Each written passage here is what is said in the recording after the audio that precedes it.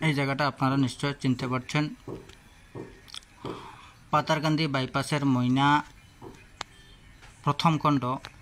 বাইপাসের উভয় সাইড, উত্তর এবং দক্ষিণ সাইড উভয় সাইডে যে জল যাওয়ার রাস্তা নেই, এই দেখুন, ওই দেখুন, এই জল যাওয়ার রাস্তা ছিল আগে থেকেই, কিন্তু এখানে সিদ্দিক আহমেদ সাহেব জমি ক্রয় করে এই জায়গাটা মাটি দিয়ে ভরিয়ে দিয়েছেন, তার কারণে জল যাওয়ার রাস্তা পাচ্ছে না। সিদ্দিক আহমেদ সাহেবকে অনুরোধ করব এই জায়গার জলগুলা যাওয়ার রাস্তা দিয়ে একটা ড্রেন দিয়ে আমাদেরকে দেওয়ার জন্য।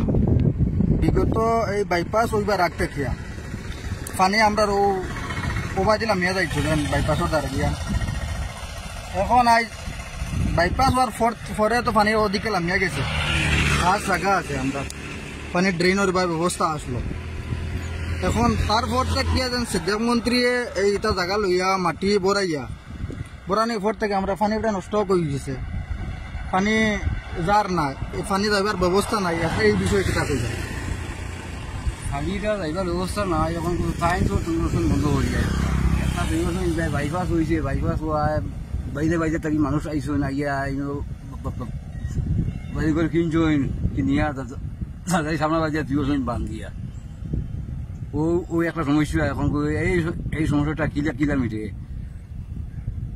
এখন কয়েকদিন আগে পানি হয়েছিল, ওয়ার পরে কেউ পানি ছাড়ে না, আমি বহুত মানুষের কইছি, তারা কইছি কেউ পানি ছাড়ে না। এটা হলো এই রাস্তা, জঙ্গলটুকের রাস্তা।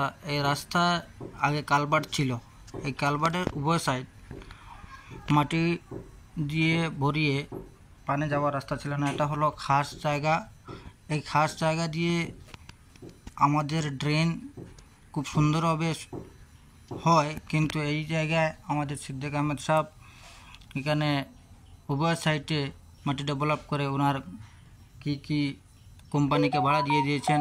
আমাদের এখানে একটি রাস্তাও ছিল, সেই রাস্তাটাও ভিতরে ঢুকিয়ে দিয়েছেন। এই জায়গা এতটুকু পর্যন্ত এই খাস জায়গা ছিল।